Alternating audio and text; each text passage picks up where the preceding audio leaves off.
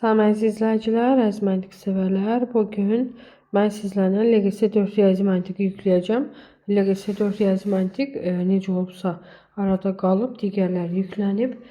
Deməli, birinci sualdan başlayaq. Birinci sualda deyir ki, Rəna, Jalə, Məryəm dostluq edirlər və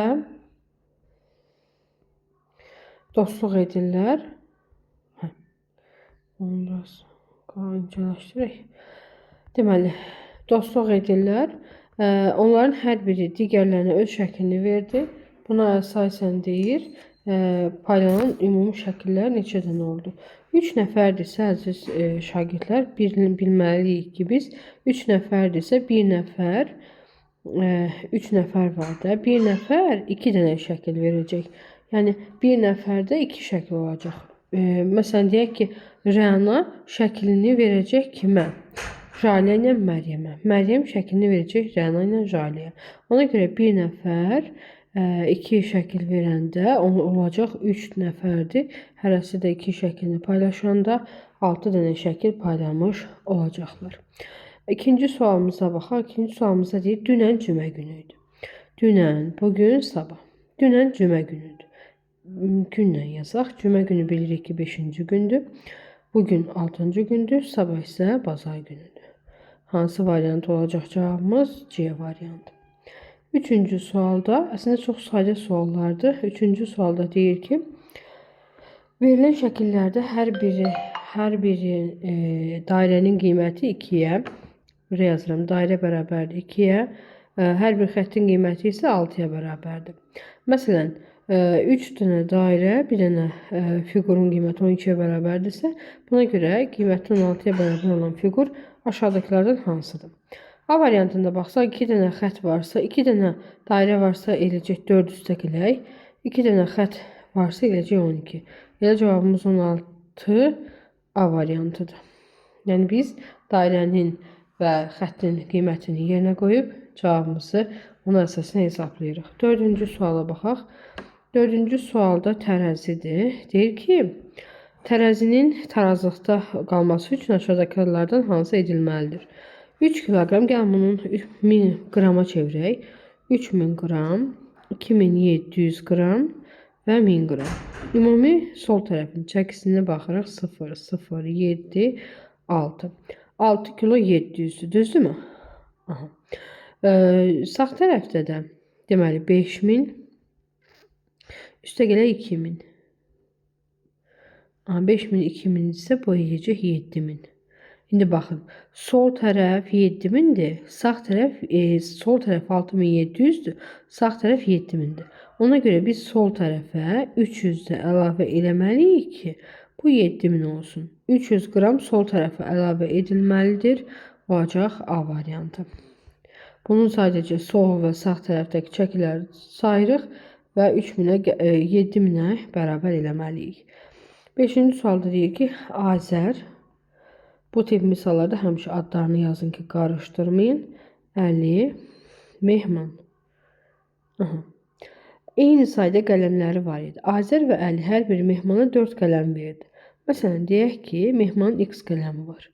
Azər də X-4 verib, Əlinin də oldu X plus 8 qələmi. Mehmanın qələmlərinin sayı Əlinin qələmlərinin sayından nə qədər çoxdur? Nə qədər çoxdur deyirsə, Mehmanın qələmləri X plus 8. Nə qədər çox olduğunu tapmaq üçün uşaqlar çıxırıq da, aralarındakı fərqi tapmaq üçün həmişə çıxılır. Bunun çıxmaq üçünsə, mötərizədə yazıram X minus 4.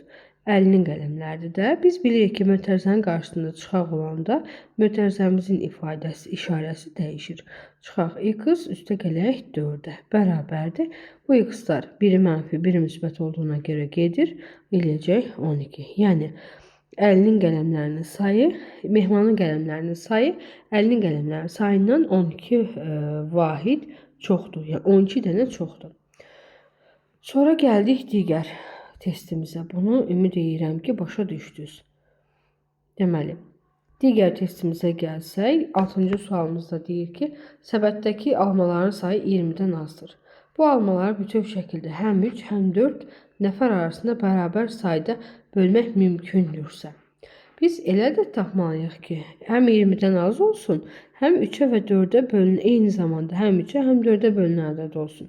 Və variantlarda baxırıq ki, 3-ə və 4-ə bölünən ədəd yalnız 12-dir. 7-ci sualımız. 7-ci sualımız sıra izləməsidir. Deyir, fiqurlar müəyyən qayda ilə düzülmüşdür. Əvvəldən 50-ci fiqur hansıdır? Biz bilirik ki, bu fiqurlar 1, 2, 3, 4 şəkildən bir, əslində 3 şəkildən bir təkrarlanır. Ona görə ilk öncə 50-yi bölürəm 3-ə. 50-yi 3-ə böləndə 1, 3, 20-nin içərisində 16, 18 qalıq 2. İkinci qalıqdırsa, əvvəldən deyirsə, əvvəldən ikinci fiquru götürdük. O deyiləcək paraleloqram. 8-ci sual. 8-ci sualda nə deyir? 8-ci sualda deyir ki, zərin qarşı üzündəki xalların cəmi 7-dir. Zəri şəkildəki kimi ox istiqamətində 3 dəfə öz yerində döndərsək, ön üzündə neçə xal görünəcək? Deməli, 4 bir dəfə keçəcək bura. Bir dəfə keçəcək arxaya, bir dəfə keçəcək bu tərəfə. Düzdürmü? Və 4, indi bu 4-ü fırladıq. Ön hissəsini soruşur. Gəl ön hissəsini silək, 2-yi çevirək. 2, bax, 4-ün arxasında qarşı üzlərin cəmi 7-dirsə, bu 2-nin qarşısındakı 5-dir. 5 bir dəfə çevirəndə bura düşəcək, bir dəfə çevirəndə bura düşəcək. 3 dəfə çevirdikdə, bu 4 çevirəndə ön hissəyə 5 gələcək. Nəyə görə deyim? Baxın, 4-ün arxasında, 2-nin arxasında onsuz da 5-dir. 4 bir dəfə çevirəndə bu 2-nin qarşısındakı 5 bura keçəcək. Düzdürmü? İkinci səfər çevriləndə 2-nin yerinə gələcək bu 5. Yəni, çevirmə istiqamətini bilirsiniz. Ümumiyyətlə, kublar təxmin etmə mövzusunu, təsvir etmə, beynində canlandırma üzərində işlənilir. Bir dəfə də çevirin, ön hissəyə gəlib 5 düşəcək. Aydınım, 5-in yeni arxa hissəsində 2 olacaq. Bu şəkildə bunu tapmaq olar. Cavabımız olacaq 5C variantı. 9-cu sual. Aşağıdakılardan hansı fiqurun açılışı ola bilər? Fiqurun açılışı, yəni neçəsi daha doğrusu. Bax, fiqurun açılışı ola bilər nə?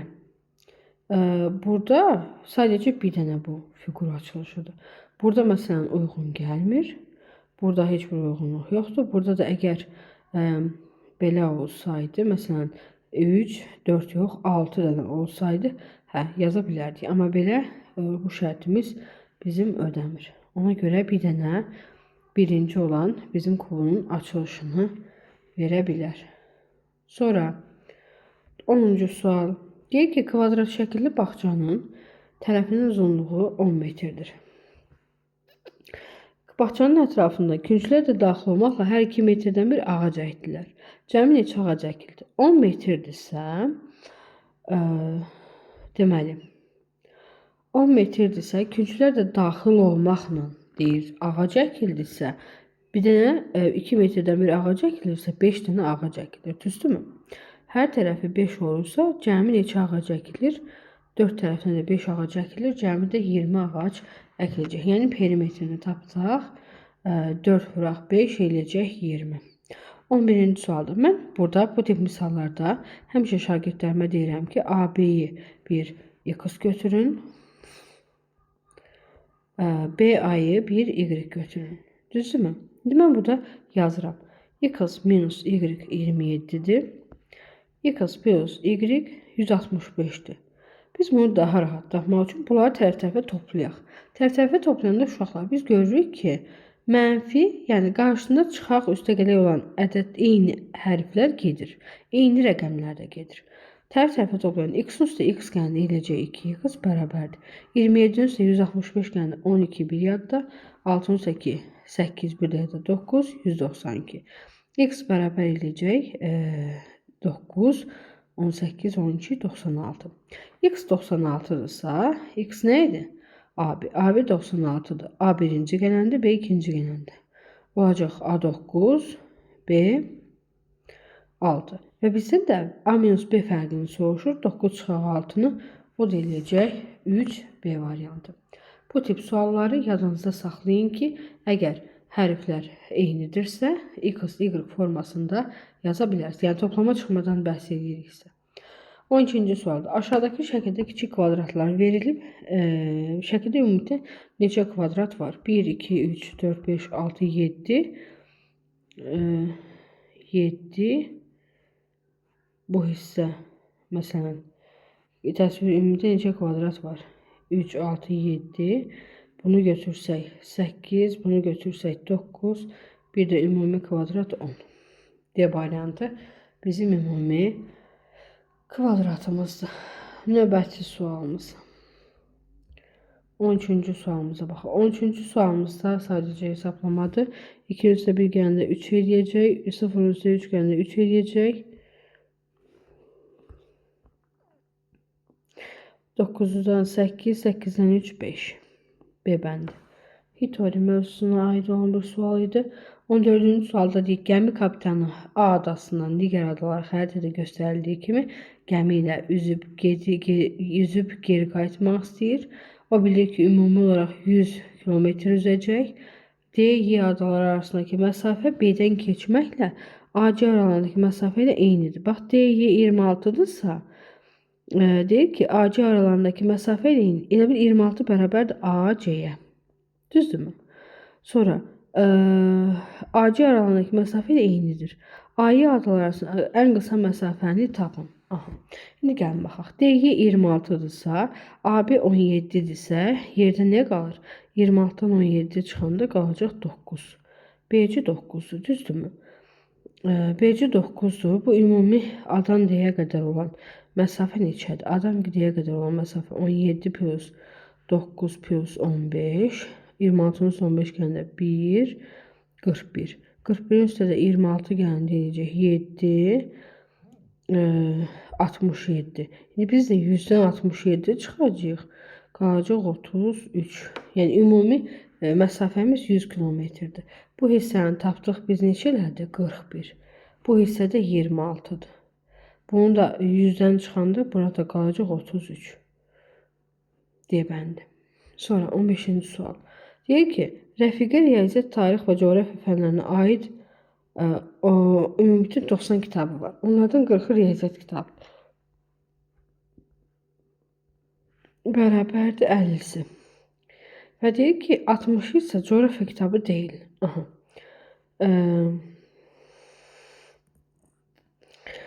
Tarix kitablarının sayını tapın. 60-ı isə coğrafiya kitabları deyil.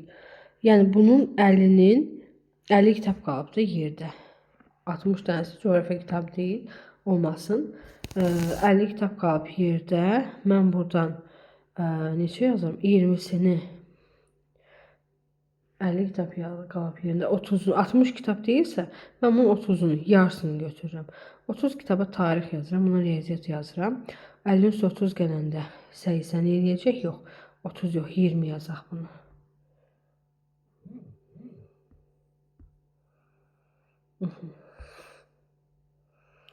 Buna 20 yazaq.